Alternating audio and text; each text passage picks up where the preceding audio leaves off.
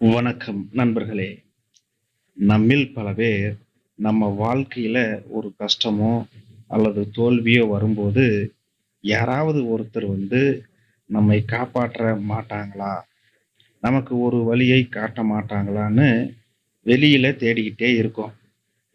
ஏதோ ஒரு நபர் அல்லது ஏதோ ஒரு அதிர்ஷ்டம் நம்முடைய ஒட்டுமொத்த பொருளாதார நிலைமையையும், நம்ம வாழ்க்கையையும் மாத்திடும்னு ஒரு ஏமாற்று அலைவரிசையில காத்துக்கிட்டு இருக்கோம்.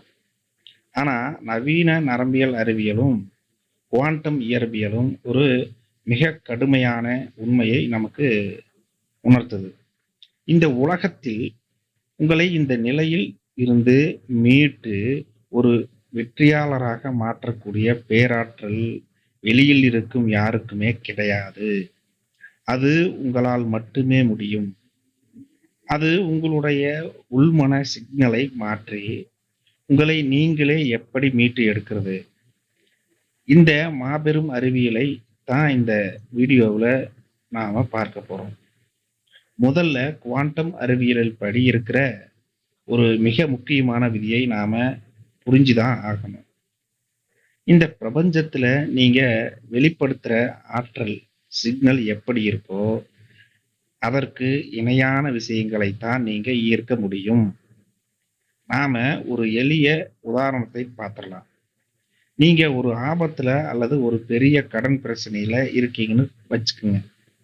நீங்க மனசுக்குள்ள, ஐயோ நான் ரொம்ப பாவம், எனக்கு யாருமே உதவி செய்ய வரமாட்டாங்கறாங்க, இந்த உலகம் ரொம்ப மோசமானது அப்படின்னு புலம்பிக்கிட்டே இருந்தா, உங்க மூளை மற்றும் அந்த ஆழ் மனசோட சிக்னல், நான் ஒரு பலவீனமான மனிதர், பலவீனமான நபர், அதாவது விக்டம் மைண்ட் செட் அப்படிங்கிற மிக தாழ்ந்த அலைவரிசையில லாக் ஆகிடும். இதுக்கு யார் காரணம்? இப்போ குவாண்டம் விதிப்படி நீங்க ஒரு பலவீனமான சிக்னலை வெளிப்படுத்தும் போது, பிரபஞ்சம் உங்களை காப்பாற்ற எந்த ஒரு வழியையும் காட்டாது. மாறாக உங்களை இன்னும் பலவீனமான ஆக்குறதுக்காக சூழ்நிலைகளைத்தான் உங்களுக்கு கொண்டு வந்து தரும். ஏன்னா உங்க ரேடியோ டியூனர் பலவீனமான அலைவரிசையில இருக்கு. ஆனா எந்த நொடியில நீங்க என் வாழ்க்கைக்கு நான் தான் முழு பொறுப்பு, எனக்கு வெளியில் இருந்து யாரும் உதவி செய்ய வேண்டிய அவசியம் இல்லை, என் மூளையையும் திறமையையும் வச்சு இந்த நிலைமையில இருந்து நான் எப்படி வெளியே வரணும்னு எனக்கு தெரியும் அப்படின்னு ஒரு வைராக்கியமான முடிவை எடுக்கிறீங்களோ, அந்த நொடியில உங்க குவாண்டம் சிக்னல் அப்படியே தலைகீழா மாற ஆரம்பிக்கும்.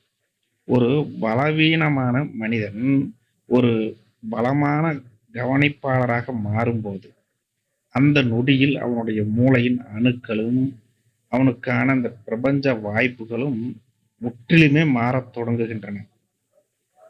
இப்போ நாம ஏன் எப்பவுமே நம்மை காப்பாற்ற யாராவது வருவாங்கன்னு காத்துக்கிட்டே இருக்கோம்?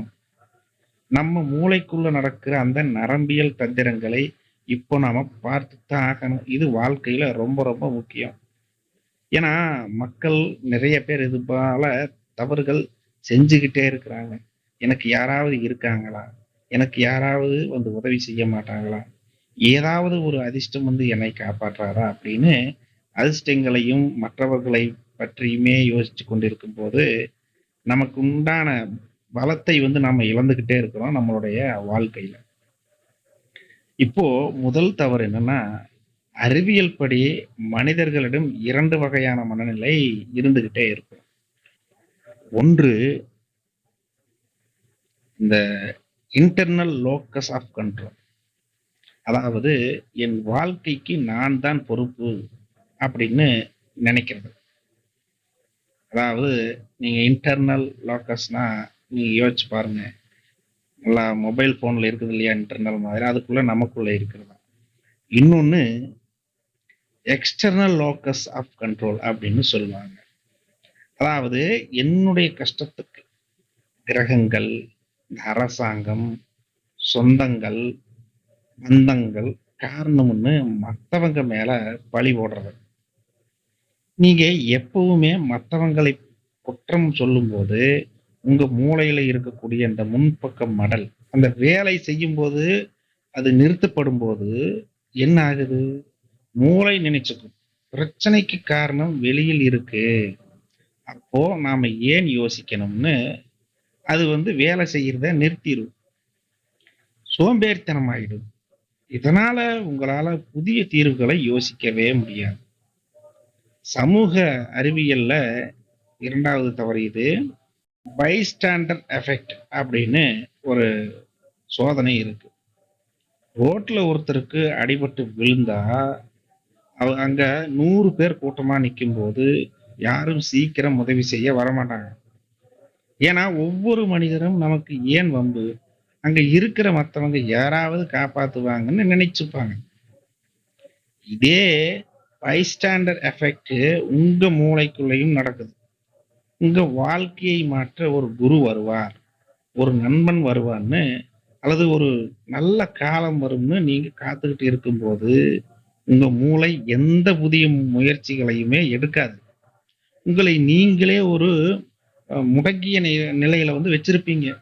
உங்க வாழ்க்கையில நீங்க நினைச்சு பார்த்துட்டே இருப்பீங்க. உங்க உறவுகள்ல ஒரு சின்ன பிரச்சனை நடந்திருக்கா அப்படின்னாலும் கூட, அவங்க உங்களை வெறுத்தாலும் கூட நீங்க அவங்கள எதிர்பார்த்துக்கிட்டே இருக்கக்கூடிய சூழ்நிலை வரும்.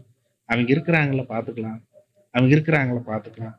அது போல வரும்போது உங்களுக்குள்ள அந்த பலத்தை நீங்க பார்க்கவே முடியாது. மூளை சொல்லும்.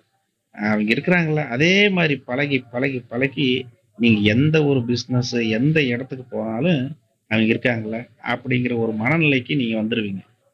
இப்போ இதுதான் இந்த மிகப்பெரிய தவறு. நமக்குள்ள இருக்கிறத நம்ம தான் மாத்திக்கணும் அப்படிங்கிறது அந்த நிலையிலிருந்து மாறணும். நல்லா புரிஞ்சுக்கங்க. அறிவியல்ல லியர்ன்டு ஹெல்ப்னஸ் அப்படின்னு ஒரு இருக்கு. அப்படின்னு சொல்லியிருக்கிறாங்க.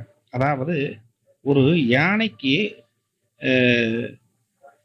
சின்ன வயசுல ஒரு இரும்பு சங்கிலியால கட்டி வச்சிருப்பாங்க. அது எவ்வளவு இழுத்து பார்க்கும்.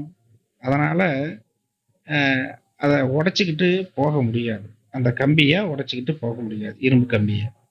அது வளர்ந்து பெரிய யானையான அதுக்கப்புறம் கூட அதை ஒரு சாதாரண சணல் கயித்துல தான் கட்டியிருப்பாங்க. ஆனா அந்த யானை அதை இழுக்கவே முயலாது. ஏன்னா நம்மால எதையும் மாத்த முடியாதுன்னு அதோட மூளை பழகிடுச்சு. இது நீங்க நிறைய இடத்துல இந்த கதையை கேட்டிருக்கலாம். புரியுதுங்களா? இதுக்கு பேர் தான் ஹெல்ப்லெஸ்னஸ் அப்படின்னு சொல்லிக்கிறோம். இப்போ நம்மில் பல பேரும் இந்த யானை மாதிரி தான். நாம இருக்கிறது சில பேர் அப்படி இருக்கிறோம். கடந்த காலத்துல நடந்த சில தோல்விகளை வச்சுக்கிட்டு நம்ம விதியே இவ்வளவுதான், நம்மை காப்பாற்ற யாராவது வந்தா தான் நம்ம பொழைக்க முடியும் அப்படின்னு நம்ம மூளை நாமளே அடிமையாக்கி வச்சிருக்கோம். புரிஞ்சுங்க. உங்களை நீங்களே காப்பாற்ற முடியுங்கிற அந்த நம்பிக்கை உங்க உடம்புலையும் மூளையிலையும் எவ்வளவு பெரிய குவாண்டம் எனர்ஜி உருவாக்குது அப்படிங்கறத ஒரு பல்கலைக்கழகத்துல ஒரு பேராசிரியர் சொல்லியிருக்கிறார். இந்த அறிவியல் சோதனை பார்ப்போம். அவர் சில எலிகளை எடுத்து ஒரு பெரிய தண்ணீர் பாத்திரத்துக்குள்ள போட்டாரு. அந்த எலிகள் தப்பிக்க வழியே இல்லாம தண்ணீருக்குள்ள நீந்திக்கிட்டே இருந்தது. சராசரியா 15 நிமிடங்களுக்குள்ள அந்த எலிகள் எல்லாமே சோர்ந்து போய் தப்பிக்கவே முடியாதுன்னு நம்பிக்கையை இழந்து தண்ணிக்குள்ளேயே மூழ்க தொடங்கின. பேராசிரியர் ரிச்டர் ஒரு விசித்திரமான காரியம் செஞ்சாரு.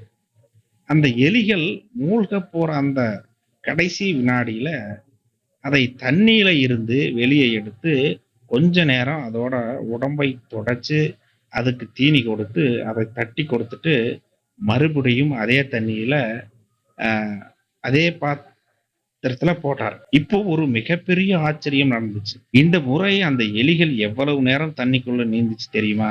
15 நிமிடங்கள் இல்லை, தொடர்ந்து 1 மணி நேரம் நீந்தி இருக்குது. விஞ்ஞானிகள் அதிர்ந்து போனாங்க. வெறும் 15 நிமிடத்துல மூழ்கின எலிகள் எப்படி 60 மணி நேரம் நீந்துச்சு? நிமிடங்கள் இல்ல, 60 மணி நேரம் நீந்துச்சு. ஏன்னா அது அந்த எலிகளின் மூளைக்குள்ள ஒரு பாசிட்டிவ் குவாண்டம் சிக்னல் பதிவாயிருந்தது. நாம இப்ப கஷ்டப்பட்டாலும் நம்மை காப்பாற்ற ஒரு கரம் வருங்கிற அந்த ஒரு அசைக்க முடியாத நம்பிக்கை. அதோட உடம்புல இருக்கக்கூடிய அத்தனை செல்களையும், நரம்புகளையும் பேராற்றலோடு அந்த வேலை செய்ய வச்சது. இதுதான் நண்பர்களே, அந்த எலிகளை காப்பாற்ற ஒரு மனிதர் இருந்தாரு. அது ஏற்கனவே நாம் விதிக்கப்பட்ட விதி. ஆனா, உங்க வாழ்க்கையில உங்களை காப்பாற்ற உங்களைத் தவிர வேறு யாருமே வரமாட்டாங்க. உதவிகள் செய்தாலும் 1 முறை, 2 முறை தான் செய்வாங்க. நீங்க வந்து கடைசி வரைக்கும் இருப்பாங்கங்கிறதுல எந்த ஒரு ஆணித்தரமான பேச்சும் கிடையாது, நம்பிக்கையும் கிடையாது. நீங்களே நல்லா யோசிச்சு பாருங்க. உங்க மூளைக்கு நீங்க தான் அந்த நம்பிக்கையை கொடுக்கணும். ஏன்னா, இந்த நிலைமையில இருந்து மீட்க என்னால மட்டும் தான் முடியுங்கிற சிக்னலை நீங்க உங்க மூளைக்கு கொடுக்கும்போது, உங்க உடம்பும், மனசும் வந்து 60 மணி நேரம் போராடின எலி மாதிரி பல 100 மடங்கு பேராற்றலோடு வேலை செய்யத் தொடங்கும். அத நீங்க புரிஞ்சுக்கணும். நீங்க புரிஞ்சுக்கிட்டா தான் இது நடக்கும். புரிஞ்சுக்கலைன்னா, வாழ்க்கை முழுக்க நீங்க வந்து அடுத்தவங்கள நம்பிட்டு தான் இருப்பீங்க. இப்போ நமக்கு கடைசி வரைக்கும் யாரும் வரமாட்டாங்க. நம்ம தான் சமாளிக்கணும். எல்லாத்தையும் நாம தான் பார்த்தாகணும். அப்படிங்கும்போது, நமக்கு எவ்வளவு ஒரு பலம் சேரும். உங்க மனசுக்குள்ள எவ்வளவு தைரியம் வரும். அப்படி உதவி வந்தாலும் கூட சில நேரத்துல அதையும் நம்மளுடைய பலத்தோட சேர்த்துக்கணுமே தவிர, ஆனா எதிர்பார்த்துக்கிட்டே இருக்கக்கூடாது. அப்படிங்கிறது தான் இந்த இடத்துல மிகவும் ரொம்ப ரொம்ப சொல்லப்படுது. சரி, யாராவது வருவார்கள் என்ற அந்த ஏமாற்ற அலைவரிசையை உடைச்சிட்டு, நம்ம மூளையையும், அந்த ஆழ் மனதையும் ஒரு மாபெரும் சாதனையாளரா எப்படி மாத்துறது? அதுக்கு 3 வழி இருக்கு. அந்த பயிற்சியில் தான். இப்போ இன்னையில் இருந்து ஒரு காகிதத்தை எடுத்து எழுதி பாருங்க. என் பொருளாதார நிலைமைக்கு, என் மகிழ்ச்சிக்கு, என் தோல்விகளுக்கு என் பெற்றோரோ, என்னுடைய பார்ட்னரோ, இந்த உலகமோ காரணம் இல்லை. இதற்கு நானே 100% பொறுப்பு. நீங்க மத்தவங்க மேல பழி போடுவத வந்து நிறுத்தும் அந்த நொடியில, உங்க மூளையோட முன்பக்க மடல் ஆக்டிவேட் ஆகி, உங்க கஷ்டத்துல இருந்து வெளிய வர்றதுக்கான புதிய பிசினஸ் ஐடியாக்களையும், வழிகளையும் உங்க கண்ணு முன்னாடி காட்டத் தொடங்கும். இது பிரபஞ்ச விதிகளின்படியும் சரி, தியான முறைகளின்படியும் சரி, எப்ப வந்து யாரு தன்னுடைய தவறுகளை ஏற்றுக்கொள்கிறார்களோ, நீங்க நிறைய வீடியோக்கள பார்த்திருக்கலாம், கேட்டிருக்கலாம், புத்தகத்துல கூட படிச்சிருக்கலாம். எப்ப வந்து யார் ஒருத்தரு தன்னுடைய நம்ம மேல தான் தப்பு இருக்குதுன்னு 100% ஏத்துக்கிறாங்களோ, அவங்க அவங்களுக்கு மிகப்பெரிய வழி கிடைக்கும் அப்படிங்கிறது பிரபஞ்சத்தின் விதி. ஏன்னா, இதுதான் நம்மளுடைய மனசுக்குள்ளேயும் இருக்குது. இதுக்கு காரணம் நாம தான். மத்தவங்க இல்ல அப்படின்னு எப்ப நம்ம ஏத்துக்கிறோமோ, அப்பவே நம்மளுடைய மூளையில ஆக்டிவேட் ஆகி, நமக்கு கஷ்டங்கள் தீருதுன்னு நம்ம சொல்றோம். ஆனா பிரபஞ்சமும் அதையே தான் சொல்லுதுங்கிறத 2யும் பிரிச்சு பார்த்துக்கங்க. இப்போ அடுத்ததா, தினமும் இரவு தூங்குறதுக்கு முன்னாடி உங்களுக்கு ஒரு பெரிய பிரச்சனை இருக்குன்னா, வெளியில் இருந்து ஒரு தேவதையோ, இந்த ஒரு மனிதன் வந்தோ, ஒரு உங்களை காப்பாத்துறது மாதிரி கற்பனை செய்யவே கூடாது. புரிஞ்சுதுங்களா நல்லாவே? நெறைய பேர் இப்படி இருக்கிறாங்க. எனக்கு ஒரு பிரச்சனை, ஒரு கடன் பிரச்சனை வருது, ஏதோ ஒரு பிரச்சனை. எனக்கு உடனே ஒருத்தர் கொண்டு வந்து குடுப்பாரு அப்படின்னு யோசிப்பாங்க.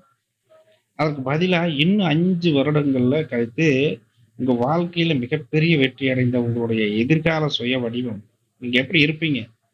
இப்போ இருக்கிற உங்க கஷ்டங்களை எப்படி தைரியமா எதிர்கொண்டு ஜெயிக்குதுன்னு நீங்க கற்பனை செய்யுங்க.